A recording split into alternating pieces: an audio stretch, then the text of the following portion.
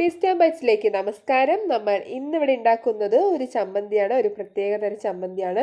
നമ്മൾ ചമ്മന്തി പലതരത്തിൽ അരച്ച് നോക്കിയിട്ടുണ്ടാകും. അപ്പോൾ ഇതുപോലെ അരച്ചിട്ടില്ലെങ്കിൽ ഒന്ന് അരച്ച് നോക്കുക. ഒരു ഡിഫറെൻ്റ് ആയിട്ടാണ് നമ്മളിവിടെ ഇന്ന് ചമ്മന്തി ഉണ്ടാക്കുന്നത്. അപ്പോൾ ഇഡ്ഡലിക്കായാലും ദോശയ്ക്കായാലും അടിപൊളിയായിരിക്കും.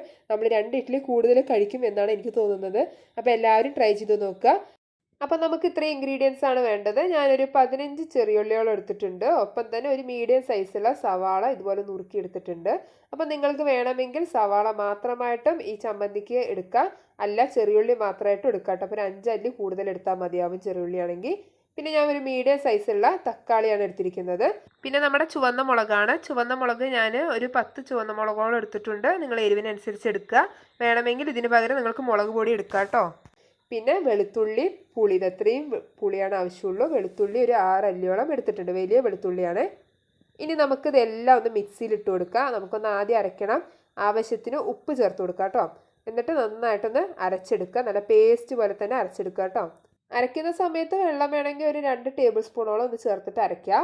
അപ്പം ഞാനിവിടെ ഒരു 4 ടേബിൾ സ്പൂണോളം നല്ലെണ്ണയാണ് എടുത്തിരിക്കുന്നത്.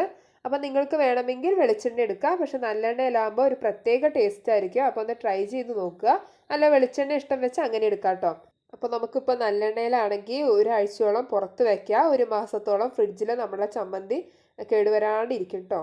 അപ്പോൾ എണ്ണ നന്നായി തിളച്ച് വരുന്ന സമയത്ത് നമുക്കതിലേക്ക് 1 ടീസ്പൂണോളം കടുക് ചേർത്ത് കൊടുക്കുക. കടുക് നന്നായി പൊട്ടിക്കഴിഞ്ഞാൽ എല്ലാം പൊട്ടണം. കടുക് നന്നായി പൊട്ടണം കേട്ടോ, അല്ലെങ്കിൽ ഒരു കയ്പ്പ് വരും. അപ്പോൾ കടുകൊക്കെ പൊട്ടിക്കഴിഞ്ഞ് കഴിഞ്ഞാൽ നമുക്കതിലേക്ക് ഒരു 2 തണ്ടോളം ഞാൻ കറുവേപ്പില ചേർത്ത് കൊടുത്തിട്ടുണ്ട്.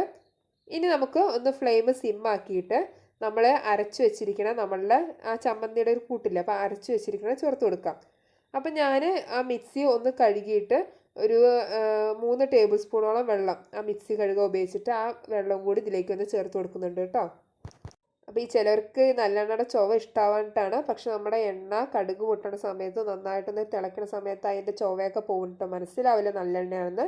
അത് കാരണം വേണമെങ്കിൽ നിങ്ങൾക്ക് നല്ലെണ്ണ യൂസ് ചെയ്യണേ ഏറ്റവും ബെസ്റ്റ്. ഞാൻ കൂടുതൽ പറയാൻ നല്ലെണ്ണ യൂസ് ചെയ്യാൻ തന്നെയാണ് കേട്ടോ. ഇനി നന്നായിട്ടൊന്ന് മിക്സ് ചെയ്ത് കൊടുക്കുക. ഫ്ലെയിം ഒരു മീഡിയം ഒരു ടു ഹൈ ഫ്ലെയിമിലേക്ക് വെച്ച് കൊടുക്കുക കേട്ടോ. ഇനി ലോ ഫ്ലെയിമിൽ വെക്കണ്ട. ഇനി നമുക്ക് എന്താ വേണ്ടത് വെച്ചാൽ നമ്മളുടെ ഈ ചമ്മന്തിയുടെ വെള്ളമൊക്കെ നന്നായിട്ടൊന്ന് വറ്റി വരണം. അപ്പോൾ നന്നായിട്ടൊന്ന് പൊട്ടി മീൻസ് ഇങ്ങനെ തെറിക്കും. അപ്പോൾ തെറിക്കണം, ശ്രദ്ധിക്കണം.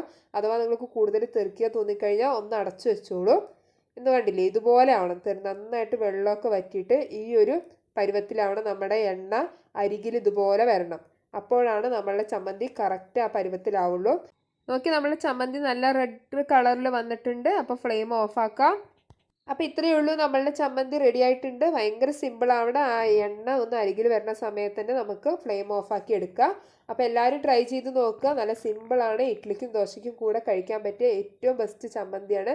എല്ലാവരും ട്രൈ ചെയ്ത് നോക്കാം. നിങ്ങളുടെ അഭിപ്രായങ്ങൾ കമൻറ്റ്സ് വഴി അറിയിക്കുക. വീഡിയോ ഇഷ്ടപ്പെടുകയാണെങ്കിൽ ലൈക്ക് ചെയ്യാൻ മറക്കരുത്, ഷെയർ ചെയ്യാനും മറക്കരുത്. അതുപോലെ തന്നെ ഇതുവരെ എൻ്റെ ചാനൽ സബ്സ്ക്രൈബ് ചെയ്തിട്ടില്ലെങ്കിൽ ഒന്ന് സബ്സ്ക്രൈബ് ചെയ്യണേ. അതിൻ്റെ അടുത്തുള്ള ബെല്ലൈക്കൺ ഓൾ തന്നെ പ്രസ് ചെയ്യാനും മറക്കരുത്. എന്നാലും ഞാനിടുന്ന വീഡിയോസിൻ്റെ നോട്ടിഫിക്കേഷൻ നിങ്ങൾക്ക് മുടങ്ങാതെ കിട്ടുള്ളൂ. അപ്പോൾ അടുത്ത വീഡിയോ അടുത്ത ദിവസം കാണും വരെ ബൈ ബൈ.